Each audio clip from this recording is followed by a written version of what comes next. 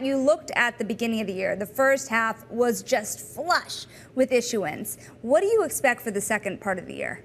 This has exceeded everybody's expectations pretty much every month all year long. It's come in more than what the forecasts were for supply, but we're up about 30% overall, but most of that has been financials. So financials, as you stated, it had a really big week this week. I actually thought it could have even been bigger, but year to date, you're up about 50% year over year for financials. And given where we were last year, I think banks just saw the opportunity. They didn't know if we'd go back into a mini banking crisis from a capital market standpoint. And so they borrowed, and they borrowed as much as they could earlier in the year. And now I think spreads are very, very tight, or not very tight, but have come in a lot for banks. And I think they're kind of at the end of borrowing. So I think going forward, you should see the financial issuance be reduced, and you should see industrial issuance come down significantly as well. What does that mean for a credit investor at this point in time? If new supply starts to slow down, what do you chew on?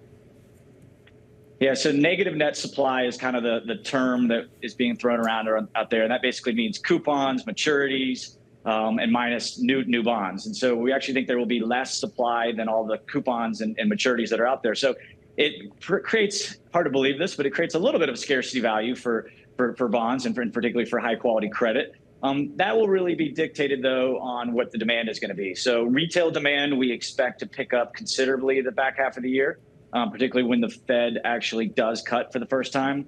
Institutional demand is a little trickier for us to forecast because yields were so attractive for institutional investors, pension plans, annuities, insurance companies, that we saw massive demand all first half of the year. I think that could slow a little bit the second half of the year. But at the end of the day, 5+% for investment grade credit is still attractive.